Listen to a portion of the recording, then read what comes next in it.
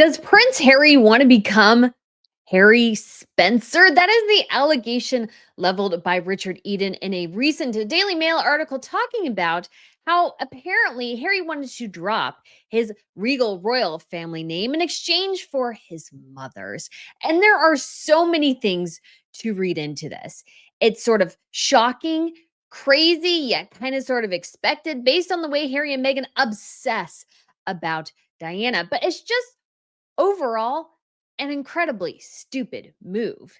And that even came into Harry's brain makes me question his intelligence immensely, especially as he is constantly proclaiming here, there, and everywhere that he is a prince and that we all need to fund his security.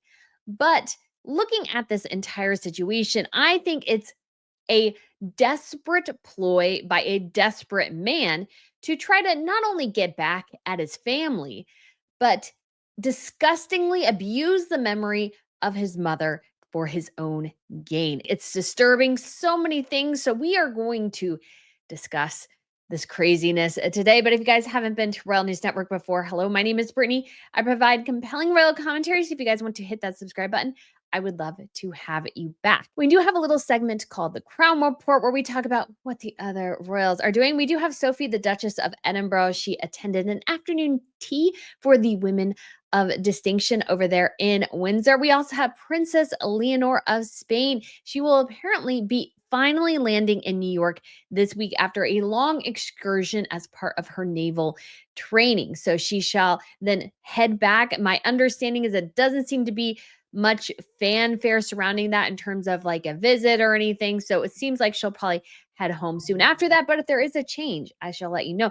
We do also have the upcoming state visit this week from King Wilhelm Alexander and Queen Maxima of the Netherlands to the Czech Republic. So keep your eye out for that as well, as a tiara is definitely afoot. And we do have a little bit of a strange one. I thought this one might be a nice opportunity to insert this in here. Is that Brooke Shields apparently said that Meghan Markle, her answer to a question on feminism was too precious and too serious. Because Meghan talked about how when she was 11, she sent a letter to Procter and Gamble to change an ad campaign regarding dish soap. And apparently her single childhood letter changed an entire multimedia ad campaign. And I will say again, I don't think the audience, which Brooke claimed it got tense because they're like, oh, Meghan, is she so accomplished here? No, I think most people were thinking, why in the world does a grown woman believe essentially in Santa Claus? Because that story is highly improbable. So I think that was the cause of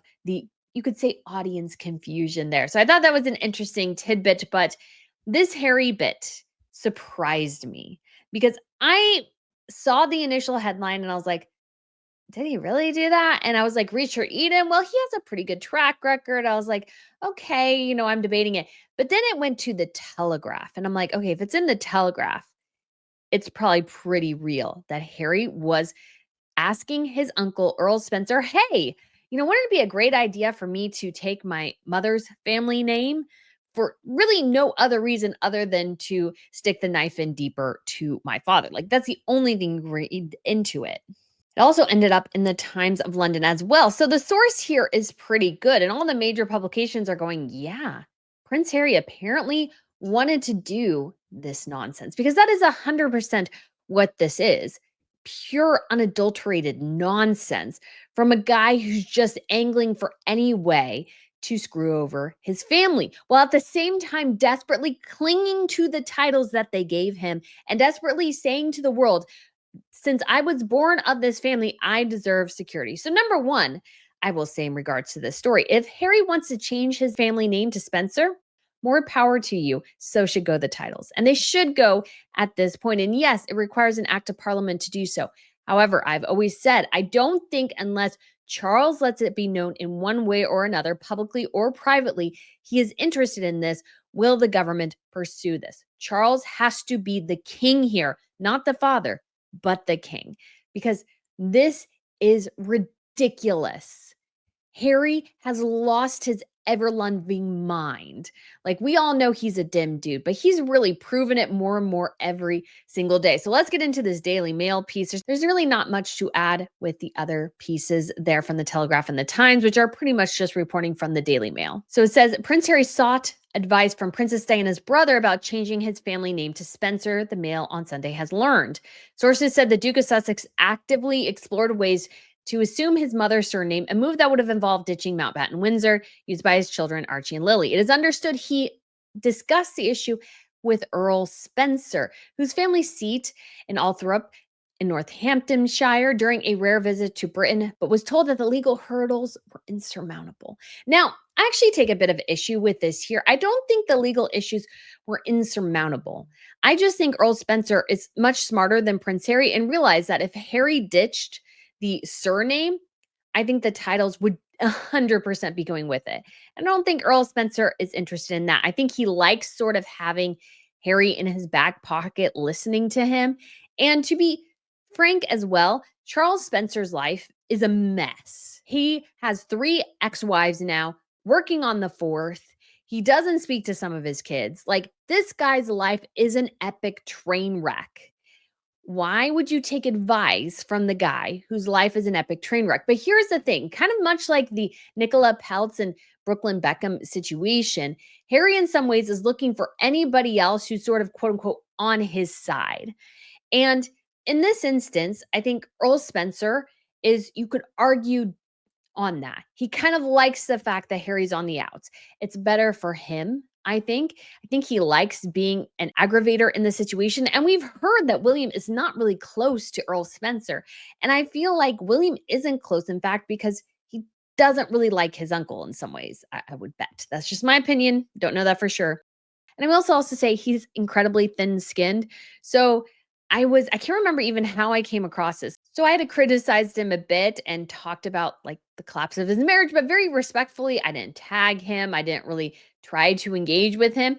And yet somehow he found out and blocked me. And it's like I wasn't even trying to like antagonize you. I was just reacting to a story. And it's like there was no real reason to take it that far unless you cannot stand any criticism. If you're so thin skinned and so cannot handle that, that is sort of what happens. And so I just look at that situation. I think of that going, man, can't really handle it. Can you? And it's not an exaggeration to say he has made an absolute mess of his personal life, much like his nephew.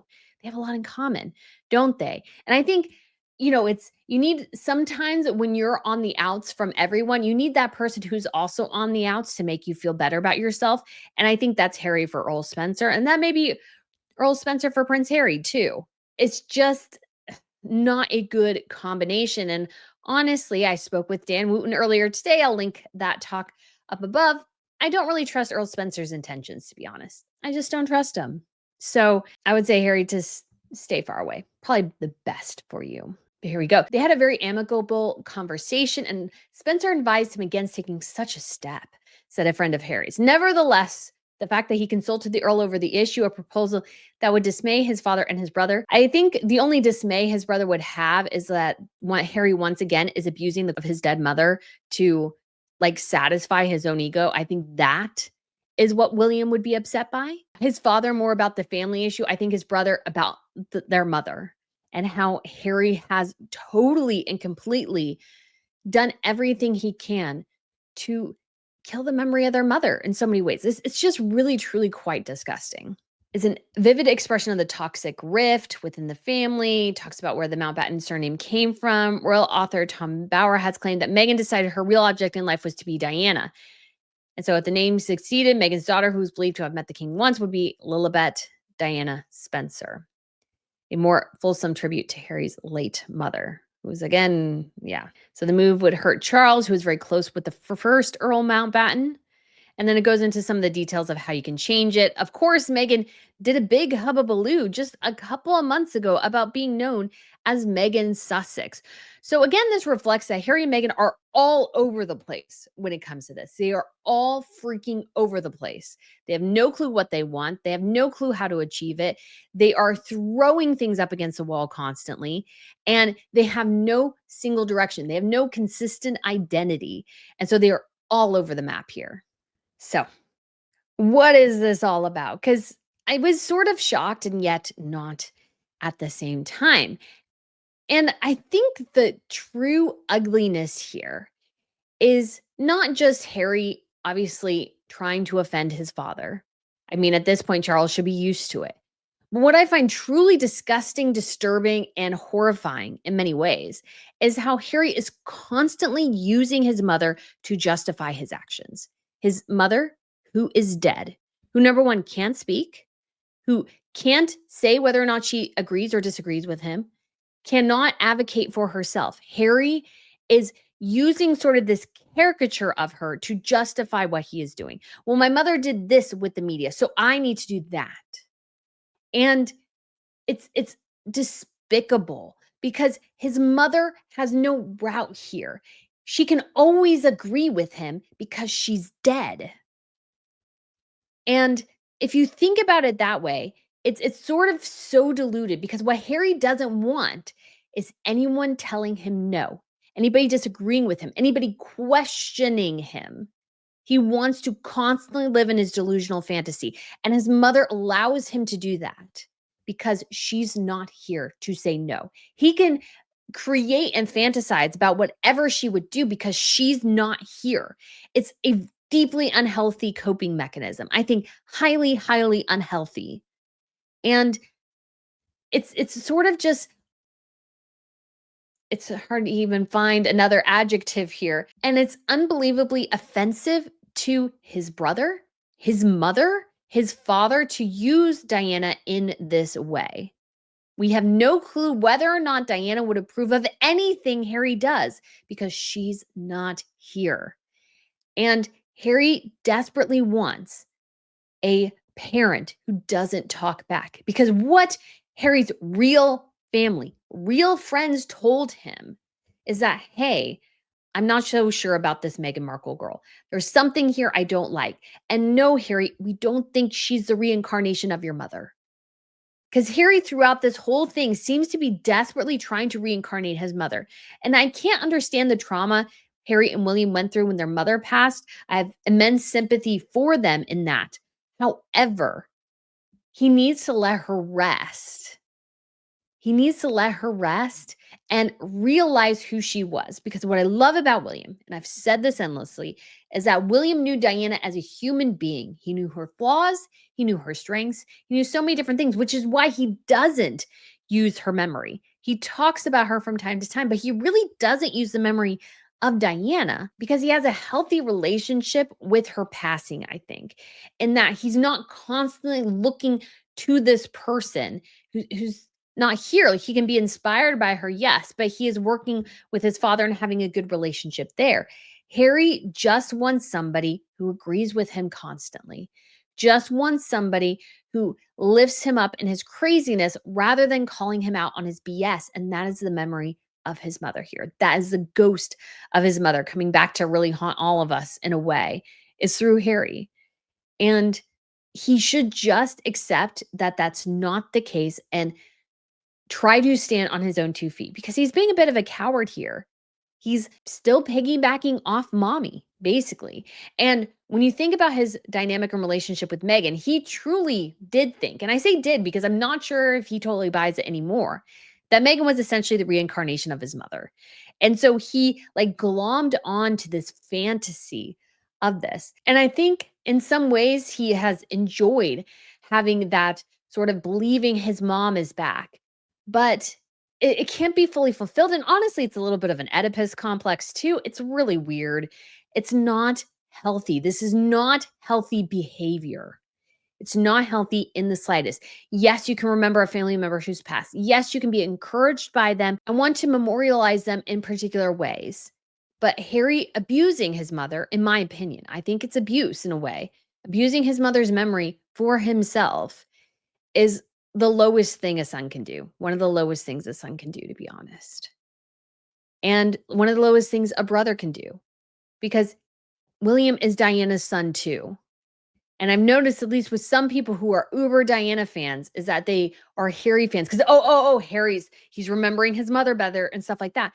No, William just has a healthy dynamic with the memory of his mother, meaning he doesn't talk about her unless it's necessary. He doesn't talk about her to go, oh, I'm Diana's son. I should get X, Y, and Z because I'm Diana's son. That's what Harry does. William doesn't do that. And so it's not as flashy because he's remembering her privately. And Harry is trying to force this image publicly. And it's one of those things that I think people are becoming more and more wise to and more displeased by. And when it comes to, let's say, trying to become a Spencer, hey, Harry, maybe, just maybe, more power to you in that endeavor. Because if you do become a Spencer, there is literally zero reason at all why you should still be in the line of succession and have a title. And I've mentioned this before, but the titles need to go. They need to go. It's so long overdue at this point. Charles needs to act. He really does. It's one of those things where he constantly is just kind of, I think, waiting for something to happen, waiting for Harry to see the light. But sometimes when you're waiting and you're hoping, things might go really sideways in that process. And I think it's by far time for Charles to make some kingly decisions here. Don't make decisions as a father, make them as a king. That is Charles's role here, is to think about the future, not just his relationship with Harry. That might not be salvageable at this point. The man lives in delusional fantasies.